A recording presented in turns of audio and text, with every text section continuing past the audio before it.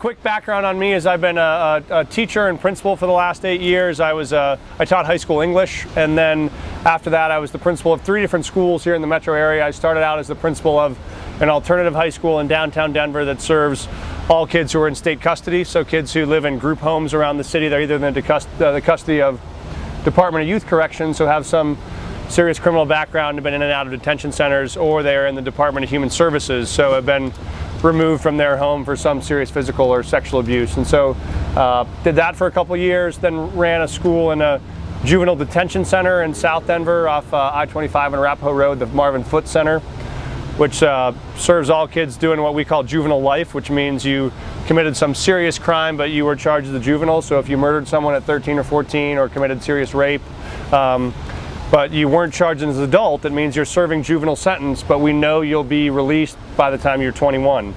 And so these are kids who have very serious criminal histories, but we know will be back on the streets in the next 7 or 8 years, so a very high demand for us to make sure we do something well to get them ready to re-enter the public. Then the last 4 years I've been the principal of a public high school in Adams County in Mapleton, which is essentially what I always say is it's any place where 2 highways meet in Denver. So if you take sort of I-25 and I-70 and I-36 and I-76, that whole overlap in Adams County is Mapleton. And so ran a public school there for the last 4 years, and then just jumped into the Senate about a year ago. So I replaced Peter Groff, who was the Senate president before me. He left to go work in Washington, D.C. with the Obama administration, and so there was an opening, and I jumped in. And so I've just been in this job a year, so try not to pick up too many bad habits too quickly. So that's the quick minute of background. To talk about the Senate Bill 191, then I'll just give you the quick overview, and then happy to take questions or talk about whatever is of interest to you all. I would say there are 5 key components of Senate Bill 191, which is we call it the Great Teachers and Leaders Bill. And the basic premise of this bill was that we know now beyond any question, and people who've been in schools will say, duh, of course we knew that, but the research is now incredibly clear that the 2 most important variables that affect the success of a student in the classroom are, number 1, by far and away, the effectiveness of the teacher. And number 2, by far and away, the effectiveness of the principal. So when you look at all of the reforms du jour, there are a lot of things that we have thought are important in the past, and they're not unimportant. Things like school funding or class size or curriculum, those all make an impact, but they literally, for the math folks in the crowd, they are rounding errors on the impact of a great teacher or a great principal. And so my belief was, if you want to have a dramatic impact on doing the things that we probably all care about, like making sure every kid in the state is graduating ready for college or ready for a career, closing the achievement gap, sort of making sure we lead the 21st century in engineers and mathematicians, all those things. If you care about those big problems, the only solution big enough to fix those problems are more great teachers and more great leaders. So people sometimes ask, where did this idea come from? Why start with this? And that's why.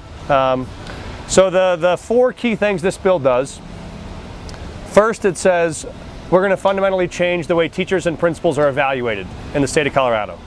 And we believe that at least 50% of their evaluation ought to be based on their actual impact on student growth. And so we're saying that a teacher and a principal are fundamentally responsible for the fact that when a kid walks into your classroom on August 30th, we think they ought to walk out on May 30th smarter than when they came in the door. It's important to note that the key here is growth. So we're not saying that if you teach in a school where you have students coming into the 8th grade who read at the 4th grade level, that it's your responsibility to make sure they hit the 9th grade by the time the year's up. What we are saying is if you have someone coming into the 8th grade reading at the 4th grade level, they ought to make progress over the course of that year, right? If we're going to invest 43% of the entire state budget into K-12 education, it should be because we believe we can make kids smarter over the course of the year. And we think one way to measure that is based on student growth. So 50% of a teacher's evaluation, 50% of a principal's evaluation will be based on student growth. That's the core premise. The second part is, okay, if we believe that those evaluations now will be different and will be based on outcomes, we ought to make the important decisions we make throughout an educator's career tied to those evaluations. So we think that, or in the bill, we believe that we should use these evaluations to find who really are our best teachers and our best principals, and how do we identify those people and offer them additional pay and additional responsibility in order to have them share their practices with the rest of the field. So whether they're a mentor teacher or a model teacher or a teacher coach, it's saying let's find great practitioners and learn from them.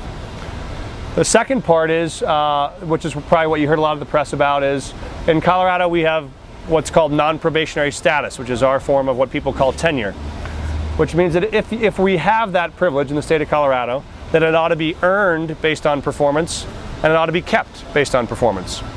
So previously in Colorado it said every teacher at the end of their third year automatically earns non-probationary status or tenure based on starting the first day of their fourth year. And those job protections remain forever. So what state law now says after this bill is that if you earn that privilege, you earn it because you've had 3 consecutive years of effective performance. So you haven't just been decent, you've proven to be effective. And you've been effective consistently and over time. And then once you've earned that, you continue to be effective throughout your career. If at any time in your career you have 2 consecutive years of ineffectiveness, you lose those protections. So it's saying this is a privilege you earn based on performance and keep. The last 2 parts are, there is a practice, Laura probably knows about this, not as much maybe in Jeffco, but around the state, of what is often called direct placement or forced placement, which means if you have a teacher who is without a job assignment, so they are a non-probationary or tenured teacher and their school closes or they have to reduce positions in that building, then they get placed into a pool of teachers that have to get placed. And so if, like us, you live in Montbello or you represent Montbello and Montbello High School, you have a principal and a team of teachers there that are spending all spring working to hire who they think are the very best teachers for the job. And then what happens is in August you get a call from the central office that says, we have 10 teachers we can't find a job for, we're sending them to Montbello High School. And you have to take them. And those teachers don't want to work there, and you don't think they're the best ones for the job, but you have to take them anyway. And so what we did is we're the first state in the country to do a statewide ban on that practice, which means we have what we call school-based hiring, which means any teacher that's hired in the state of Colorado has to be hired because the principal and the team of teachers who did that hiring think that person's the best person for the job. And if you are a teacher who is displaced, you have a full year to look for a position that you can earn based on the merits, but you have to earn that position based on the merits. And if after a year you can't find a position, then you would go on an unpaid leave, which means the district doesn't have to keep carrying your contract. And then finally, and I'll stop, the last one is a policy on RIF, or what we call reductions in force, which means if you currently have to make layoffs in a district, the state law up until this May, the state law was that you have to start with the very youngest teacher, regardless of quality, and you have to fire them from the youngest to the oldest in order. And so if you have a second-year teacher who is the most effective teacher in your building, and you have a fifth-year teacher who is ineffective, you have to fire that second-year teacher first. What we did is we changed state law and now said, you have to make your decision first. If we're going to make decisions that are best for kids, then what you want to do is any coach keeps their best 5 players on the floor, right, when it's crunch time. And so if we need to do that, what's best for kids, we say you have to first keep the teachers that are most effective, regardless of their years of service. And so if you have an outstanding first-year teacher and a low-performing sixth-year teacher, you can never fire that highly effective teacher in favor of an ineffective one. And so that was a dramatic change, but one that I think if our goal is how do you do what's best for kids, no one would think that you ought to release Carmelo Anthony and keep Anthony Carter because Anthony Carter has more years of service in the NBA. So our belief is that seniority matters, but it shouldn't be the first criteria. So districts can consider that as a tie-breaking or second criteria. If you have a highly effective third-year teacher and a highly effective 10th grade teacher, in the event of a tie, sure, it makes sense to go to the person who has more service. But it doesn't necessarily make sense to say that years of service is more important than effectiveness.